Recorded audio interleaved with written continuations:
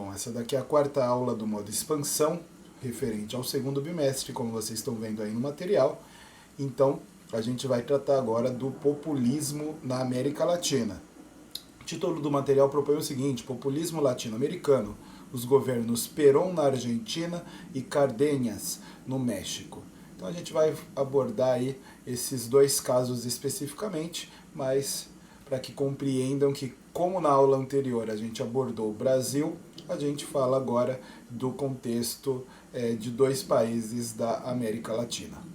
Vamos avançar aqui sobre o conteúdo. Então, conteúdo e objetivos. Conteúdo: populismo na América Latina, Perón, Argentina, Cardenas, México. Objetivos: identificar e caracterizar as condições político-sociais do populismo na América Latina, Argentina e México, compreender o populismo no contexto dos governos de Perón e Cardenas.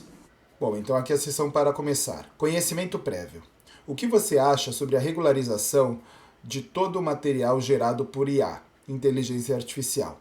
Você acha que deve haver avisos, sinalizações, como uma marca d'água, para indicar quando a imagem foi criada por esse tipo de ferramenta? Reflita tendo em vista os processos de propaganda política que transformam-se ao longo do tempo, diante dos avanços tecnológicos. Lembre-se, no Brasil, o parágrafo 1º do artigo 323 do Código Eleitoral, Lei 4.737 de 65, proíbe a veiculação de conteúdo fabricado ou manipulado de fatos sabidamente inverídicos ou gravemente descontextualizados, com potencial de desequilibrar o pleito ou a integridade do processo eleitoral, inclusive na forma de impulsionamento. Então, TSE 2024. Para essa atividade aí, tá proposto 3 minutos. Então já deixei o cronômetro ali no cantinho, correto? Vocês podem começar. Pega o caderno, né? Lembrando que agora você deve estar com o caderno em mãos aí para fazer suas anotações. Então isso aí é para você refletir um pouco, né? Questões para verificar o seu conhecimento prévio. Vamos lá, marcando aqui 3 minutos.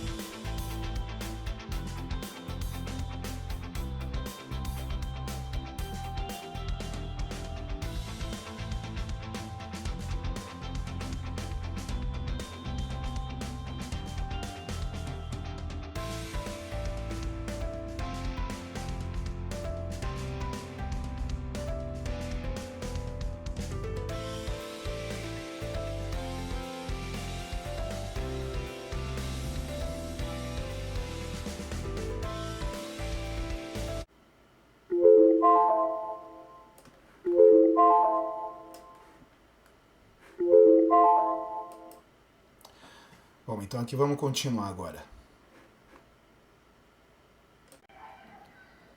Ainda com a sessão da prática, observe as imagens de propaganda peronista na Argentina durante as décadas de 1940 e 50 no slide a seguir e levante hipóteses acerca de como os governos caracterizados como populistas se utilizavam de símbolos com a intenção de legitimar o poder político. Registre suas reflexões.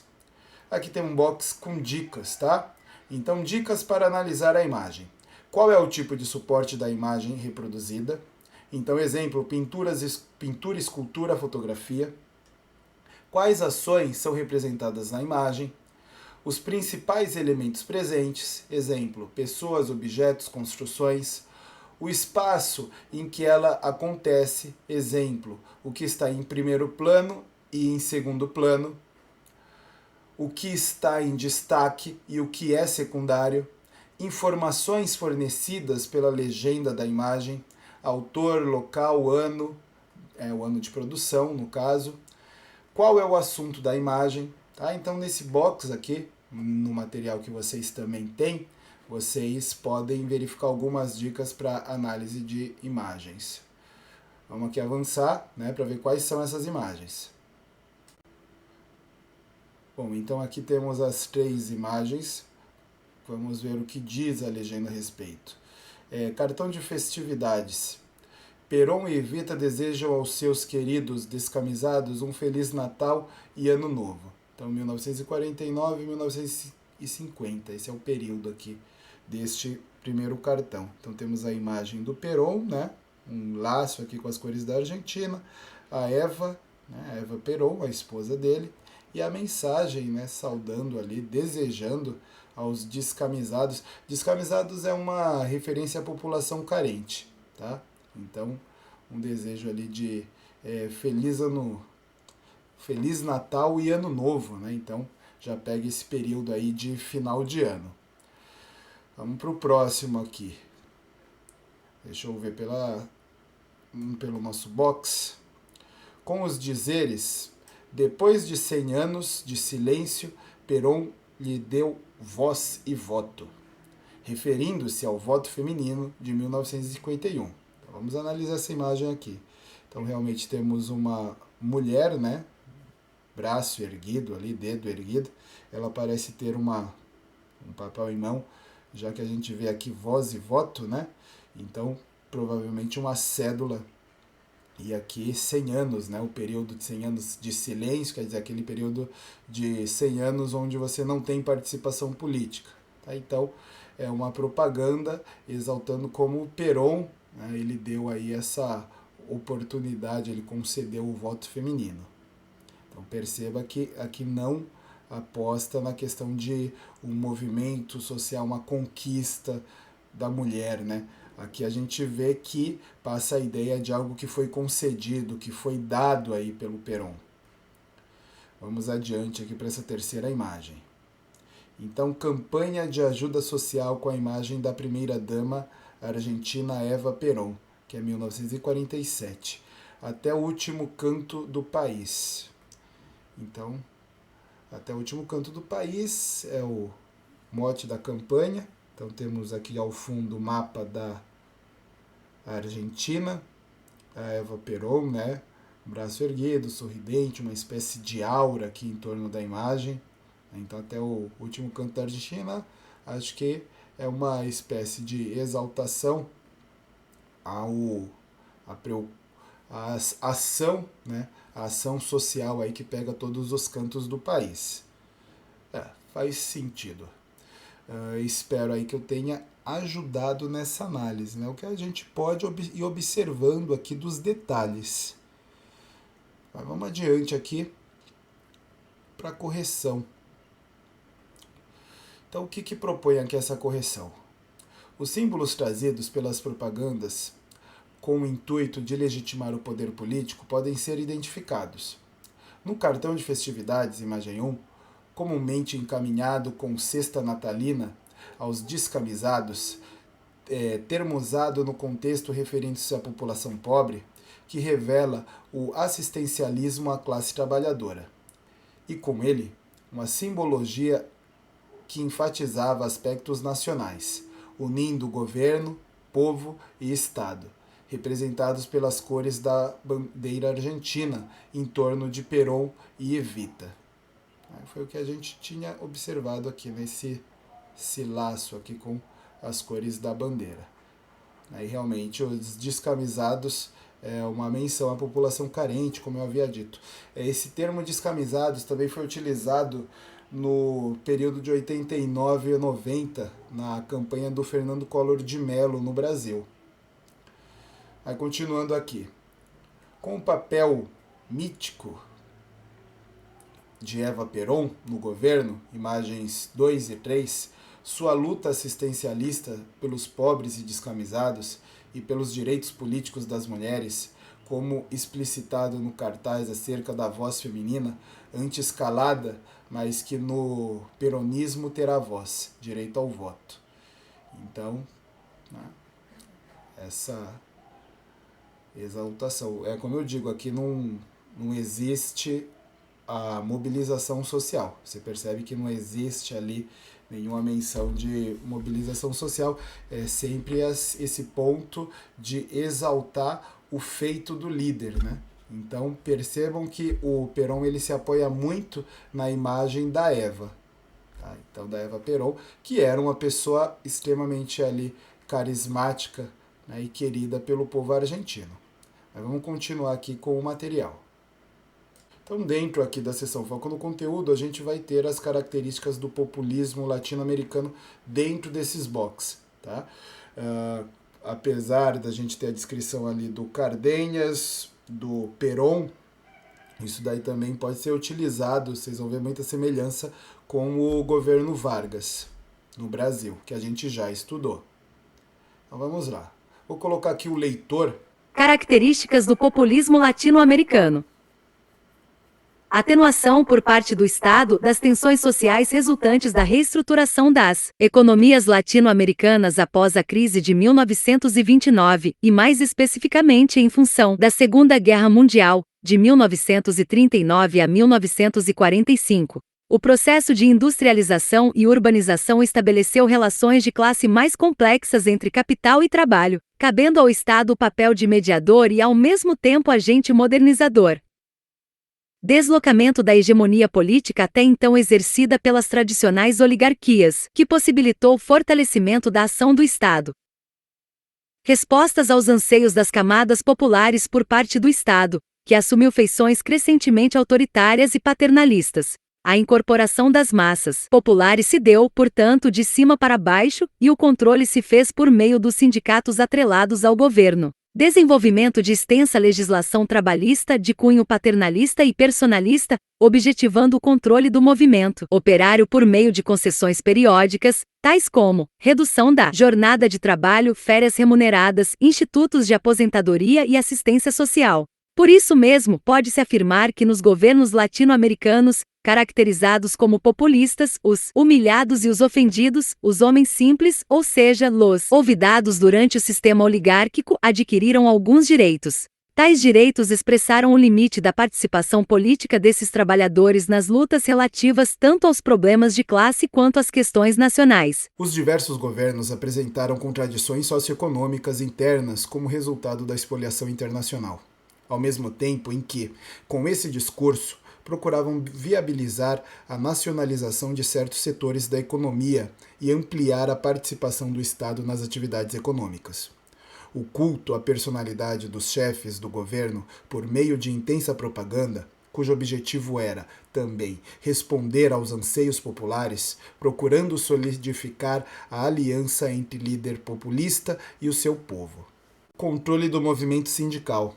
Atrelado ao Estado e dele dependente, esse tipo de sindicalismo propiciou o aparecimento de líderes trabalhistas comprometidos com a política oficial de manipulação dos trabalhadores, comumente conhecidos pela expressão pelegos. Então, sindicato pelego, sindicalista pelego, é aquele líder sindical que ele já tem um acordo com o governo, então, na verdade, não tem ali muita representação popular, já está tudo armado, né? Então ele termina manipulando o resultado e os anseios dos trabalhadores terminam ali por não serem representados de fato. Aí nesse box a gente tem a Eva Peron discursando aí para uma multidão, né? Vamos ver qual que é a descrição. Evita, esposa de Juan Domingo Perón, representavam a intermediária entre as massas e o líder, possuindo um papel fundamental no governo em atuações nos programas de assistência e apoio social aos denominados descamisados, além de ter fundado o Partido Peronista Feminino, que promoveu a luta pelo direito ao voto feminino, conquistado em 1947. Então, a fotografia de 1951, em que Eva Peron discursa para mulheres do Partido Peronista Feminino. A partir das fontes e textos historiográficos, nos slides a seguir, analisem as características para cada um dos governos populistas Perón e Cárdenas. Registrem como as fontes iconográficas apresentam os chefes de Estado. Qual impressão é dada acerca de sua personalidade para a população? Haveria uma intencionalidade do Estado ao representá-los dessa maneira? Como os governos analisados, Perón e Cárdenas, atuaram em relação ao desenvolvimento econômico, o processo de industrialização e a nacionalização ou criação de empresas estatais?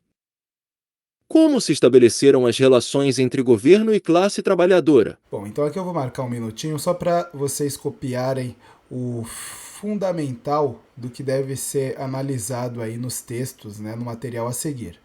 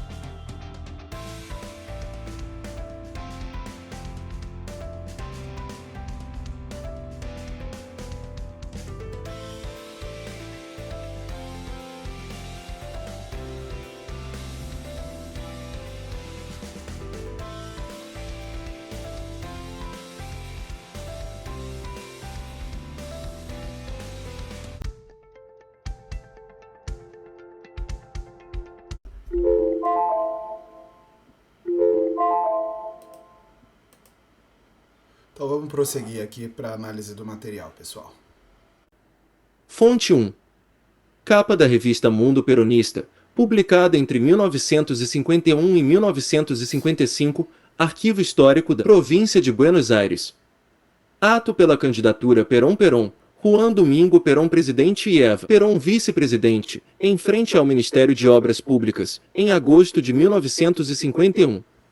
Buenos Aires, Argentina. Fotografia oficial de Juan Domingo e Eva Perón de 1947, Arquivo Gráfico de La Nación Argentina. Bom, então aí as imagens para que vocês façam a análise.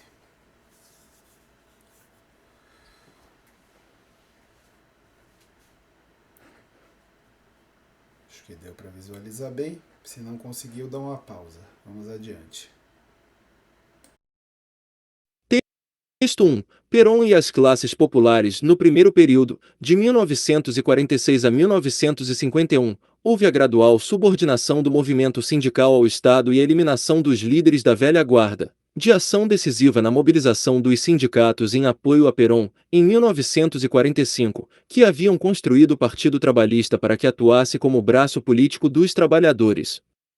Suas ideias de autonomia política e organizacional, assim como o caráter condicional de seu apoio a Perón, não combinavam com as ambições políticas deste. Cada vez mais, os sindicatos se incorporaram a um monolítico movimento peronista e foram chamados a atuar como agentes do Estado perante a classe trabalhadora, organizando o apoio político a Perón e servindo como condutores das políticas do governo para os trabalhadores. Texto 2. República de Perón. Nos primeiros anos de governo, a economia continuou bem, e o novo presidente pôde nacionalizar ferrovias e serviços, como o fornecimento de gás, energia elétrica e telefonia. Em 1949, uma reforma constitucional nacionalizou também os recursos naturais do país. Consolidava-se a imagem de Perón como líder nacionalista e anti-imperialista. O presidente se apresentava como continuador de San Martín, 1778-1850, o herói da independência argentina. Enquanto San Martín garantirá a independência política, ele afirmava ser o responsável pela independência econômica do país. Bom, aqui nesse ponto do material a gente já tem o Cárdenas, então observem as imagens e lembrando sempre, todas as imagens aqui elas são construídas, nada que é natural, tá? Nada está ao acaso, principalmente ângulo, posicionamento dessas figuras políticas, tá? Então tudo isso aí tem uma intencionalidade. Vou colocar aqui o leitor no box para vocês. Fonte 2. Fotografia de Lázaro Cárdenas del Rio, presidente do México entre 1934 e 1940. Na ocasião, em 1937, decreta a nacionalização das ferrovias estrangeiras.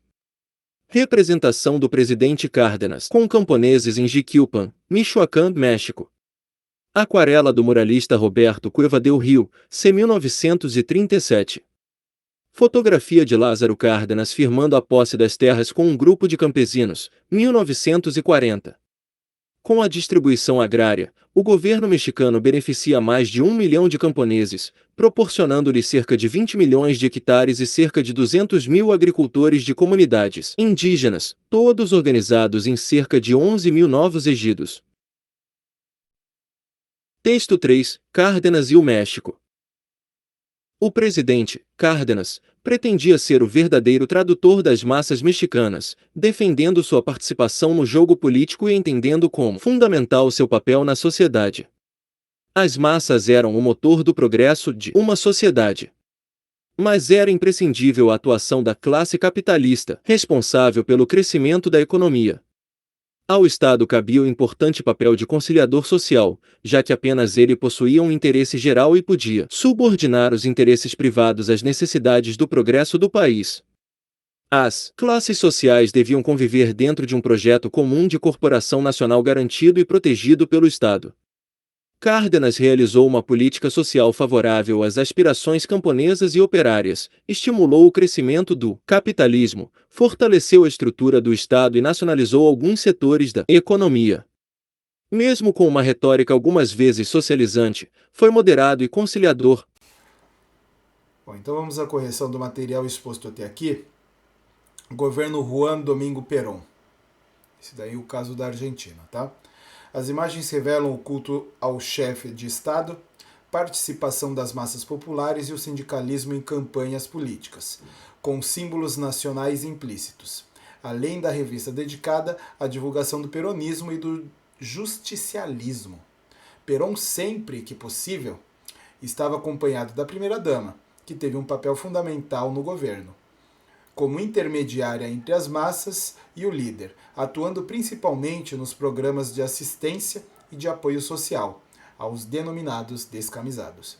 Além de ter fundado o Partido Peronista Feminino, promoveu a luta pelo direito ao voto feminino, conquistado em 1947. O governo de Perón, assim como muitas experiências na América Latina, seguiu o modelo desenvolvimentista, nacionalizando os recursos naturais, petróleo, carvão, etc., e setores como eletricidade, gás, telefonia. Além de criar empresas estatais, de estimular o mercado interno e o capital nacional, atuou também na ampliação dos direitos trabalhistas, incorporando à Constituição de 1949, Constituição judicialista, sua política social e trabalhista. No entanto, atrelou os sindicatos ao Estado, como revela o texto 1, o que favoreceu o personalismo de Perón como benfeitor e de Evita como a mãe dos pobres. Então aqui segue a correção referente à parte do governo do Lázaro Cárdenas, 1934 a 1940. As fontes iconográficas acerca do governo Cárdenas reiteram o apelo às massas trabalhadoras, que foi a base do seu governo. A imagem do muralista Cueva del Rio, aquarela, mostra a relação entre o chefe de Estado e a população campesina, na ocasião das dotações das terras, assim como reflete o projeto cultural do governo, que encomendou inúmeras obras, gestando uma iconografia própria de resgate de símbolos regionais e heróis nacionais, tendo em vista que Cárdenas era autodeclarado herdeiro da Revolução Mexicana. Ao observar as fotografias, tanto a de 1937 como a de 1940, é possível inferir a atuação da política que, dentre medidas adotadas, estão a nacionalização das estradas de ferro em 1937, afetando diretamente os norte-americanos, e do petróleo com a criação da Pemex, Petróleos de México. O governo Cárdenas teve características econômicas de intervenção estatal, menor dependência externa e maior atuação nas legislações sobre relações de produção, campo e indústria, tendo em vista o desenvolvimento do capitalismo em um país agrário. Apesar da intervenção na economia, seu governo propiciou o desenvolvimento do capitalismo no México, com programas de obras públicas, infraestrutura e investimentos em capital, possibilitando o aumento das demandas para o setor privado. De caráter nacionalista, com destaque para o desenvolvimentismo, teve como parte de sua política a organização dos trabalhadores do campo e urbanos. Apoiou o movimento operário e incentivou a criação de sindicatos subsidiados pelo próprio governo. Garantiu direitos trabalhistas e outros direitos sociais aos trabalhadores, além de ter acelerado o processo de reforma agrária, que cedia usufruto perpétuo e hereditário aos ejidos, limitando o latifúndio no país, ainda que a produção agrícola se mantivesse forte. Então aqui a seção O que aprendemos hoje? Identificamos e caracterizamos o populismo na América Latina e as condições político-sociais do período em que se estabeleceu nos governos de Perón e Cárdenas. Compreendemos o populismo e algumas das suas especificidades, a política econômica nacionalista, a adoção de um programa de proteção aos trabalhadores, o controle do movimento sindical e a relação direta com as massas. Então eu acrescento ainda a esse material o período histórico onde você tem a transição campo-cidade, né? Então você está passando pelo processo de industrialização e as velhas oligarquias elas perdem aí esse poder sobre a sociedade. Então você tem um governo central com poder um pouco maior, visto que as oligarquias do passado, principalmente as oligarquias agrárias, elas perdem aí um pouco desse controle sobre a sociedade, tá? Basicamente é isso. A gente volta a abordar o assunto em sala de aula, que provavelmente com as anotações de vocês devem ter aí também algumas perguntas, né, algumas dúvidas que a gente pode conversar em sala de aula. Então, até daqui a pouco, né, visto aí que a gente vai se encontrar após esse período de recesso escolar, né? Então, vejo vocês em breve.